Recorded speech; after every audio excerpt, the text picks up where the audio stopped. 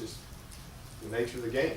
And they missed some tackles, or they had a chance to tackle him and didn't tackle him. That third down play, I mean, they couldn't have had a better defense. I mean, they had us on that 3rd down and 3, I think, when he went and got it.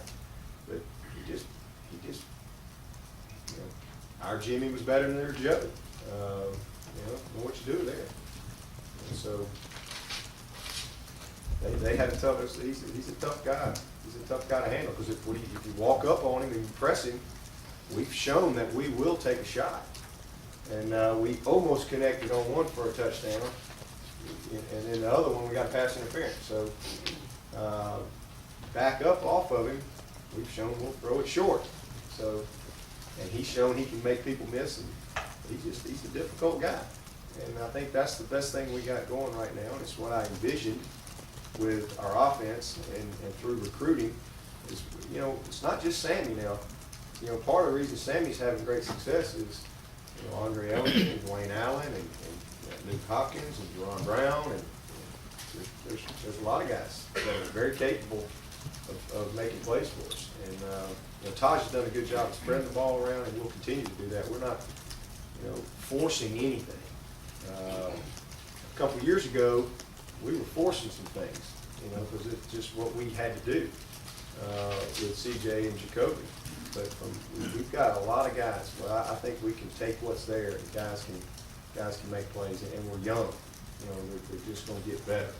So from that standpoint, I think that we're creating a little bit of problems for opposing teams. Do you think because of the way Auburn tried to defend you the other day, and then Taj proved he can win a game when the ball's put in his hands, now that's going to change the way people attack you again? Well, I think he's a factor. I mean, I think he's proven that he can run with the ball. He's proven to be a good decision maker. He's proven to be an accurate thrower. He's made some plays off of scrambles as far as throwing the ball on the run, and so I think he's a guy that when people defend us, they gotta talk about him and his ability to run the ball and throw the ball. He's definitely a dual weapon. Talk about the importance of this game toward goal number 2, and that they're the defending champs, they're the team that most people think is where you're going to have to go through to get where you want to be. This game specifically, the challenge, if you win it, what it does for you. Well, yeah, I mean, it's just like I said last week. I mean, Auburn, they were the national champions as far as I'm concerned until somebody beat them, and nobody beat them. And so, I mean, we had our shot and it worked out. And same thing with Florida State. They're the Atlantic Division champions until somebody beat them. They got the belt. They got it. We had it last year, and they knocked us out. As bad a year as it was, if we win that Florida State game, and beat Wake Forest, which we did, we're division champs. And so, it came down to us, Florida State. They got it done. And that, so this is a big game. It's a big game. It's not the season. We win it. We got to keep playing. We got a lot of conference games. Every game. That's the great thing about conference play. I mean, every game counts. Every game counts. And it's not decided until the end of the season. But the winner of this game. I mean, it's kind of like we're all in a car racing here, and the winner of the game has their hands on the steering wheel. The loser of this game is still in the car, but they ain't driving. So they got to figure out a way to wedge that sucker out of the driver's seat. And that's really the reality of it. I mean, again, we can win it. Florida State's got to go continue to win. We certainly don't have an easy road. Nobody made it easy for us. Nobody said it'd be easy. But from a big picture standpoint, it's a big game. Big game early in the year. Would you rather play the guys with the belt sooner or later? Does it make a difference?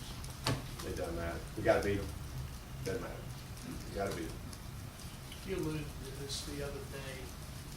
Will you be surprised if your team doesn't handle the giddiness and the success that was a result of beating Auburn? Do you think your team can handle the success? This team has done a great job of focusing, and that goes back to our leadership. Our guys have done a super job of leading. Senior meeting yesterday, I mean, they're saying the right things and practice last night. And just, we're back at work. That game's over. That game is over. These guys have bigger goals for 3-0. They're excited about winning. The fun's in the win. You can't have fun when you win and enjoy it, and embrace it, celebrate it, and, be a pretty bad business to be in here. You can go do something else. It's good to see our guys enjoy a win, but they came in here at 6:30 Monday morning, and let me tell you, it was not a party going on around here. It was a very serious, focused work environment because we made a lot of mistakes on both sides of the ball. I mean, we made a ton of mistakes. There's a lot left out there. We have not even come close to playing our best game. And again, just turn the film on. This is a very talented football team who is the Atlantic Division champions, and that's where we want to go. So it wasn't hard to refocus them at all, and I was pleased with the way the guys responded and led yesterday. What's the next thing college has to do?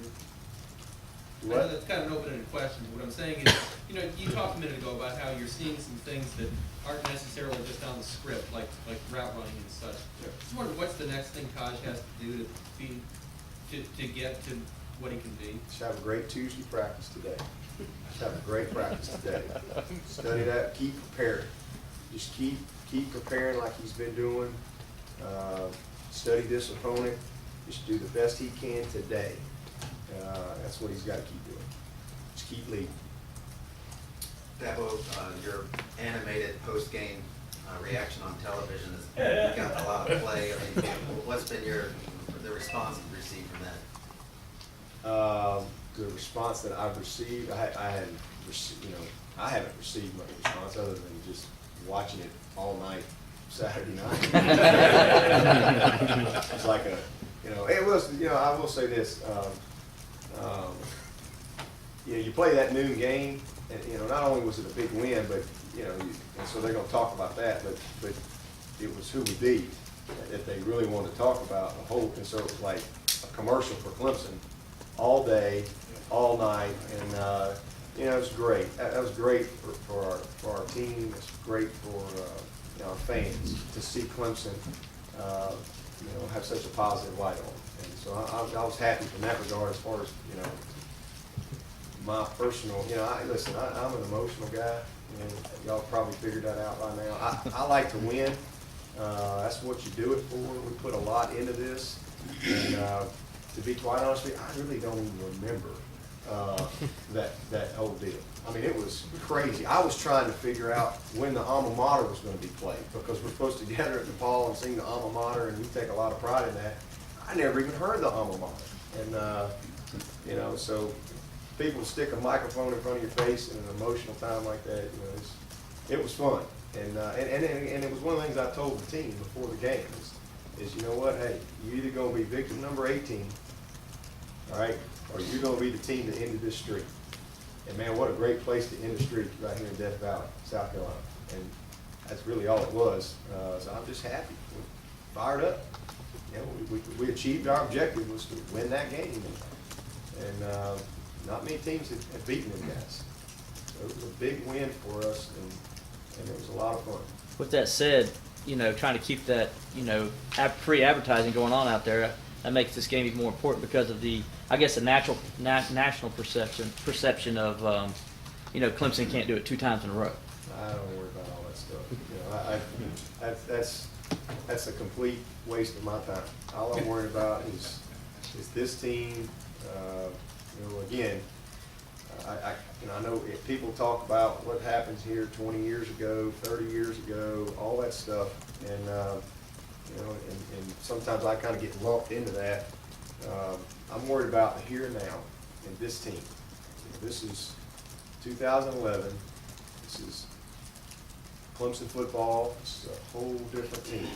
And I know that's fun to talk about and all that stuff, but we're going to line up, we're going to play as hard as we possibly can with great effort, lay it on the line, and hopefully that's going to be good enough for us to win this game. And that's what we're preparing to do. If it doesn't go our way, we're going to regroup, and we're gonna line up and get ready to play next week. And if these guys will continue to give the great effort, because we have had tremendous effort by this football team in every game. I mean, it has been, you know, that's been the big thing. And we had a lot of mistakes, but the effort has been outstanding. The leadership has been outstanding. And, you know, that's the kind of culture you want in your football team.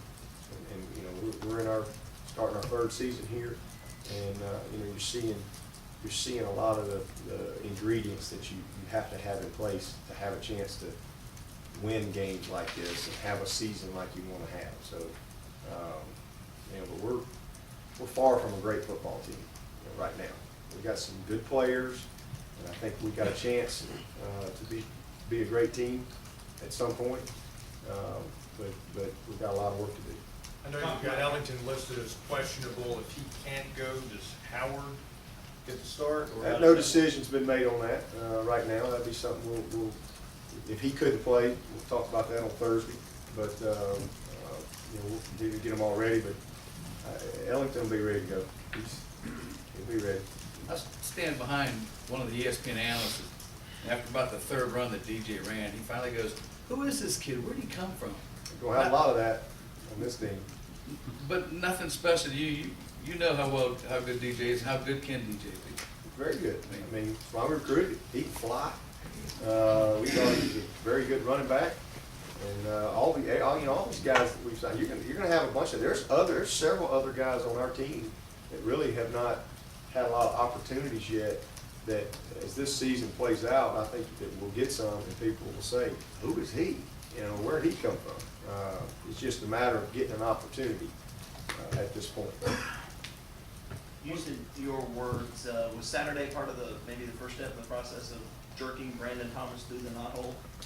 Yeah, yeah, and he had an excellent week of practice last week. He really did. In fact, I met with him one-on-one last week and talked to him about that and just told him, man, listen, do you have any idea how good a player you could be if you just commit to the things that we're trying to do with you and take advantage of opportunity? And, you know, we're working in the tackle, working in the guard, and you know, he prepared well, and then he was thrown into a situation where all of a sudden he's playing 89 snaps, and he played very good, and he got better as it went, and you could just see, even here last night, you could just kind of see his confidence. And it's almost like he just needed a real shot of confidence. I think he had fun.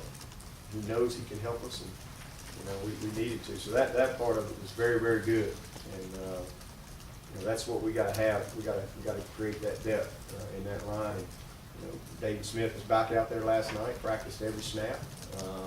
Mason Floyd practiced every snap. So you know, it was good to see. What did you see? So you went to divisional format, Florida State and Clemson having finished 1-2 or 2-1. Then you look at the last 2 years, top 50 signings, Florida State 19, Clemson 13, rest of the Atlantic 0. Do you think this is going forward? This rivalry is going to become more heated, more competitive, more determining the top half of the Atlantic? So it's all about recruiting. You know, I'd like to say we're just the greatest coaches that ever walked the sideline, but you know, we're better coaches when we have great players, and plays just seem to work better for whatever reason. But, if they continue to recruit well and we continue to recruit well, absolutely. Yeah, well, offense is off to a great start, obviously. What are your thoughts about your defense so far? You got the offense is top 25 in 12 categories, and defense I think is 97th nationally in total defense.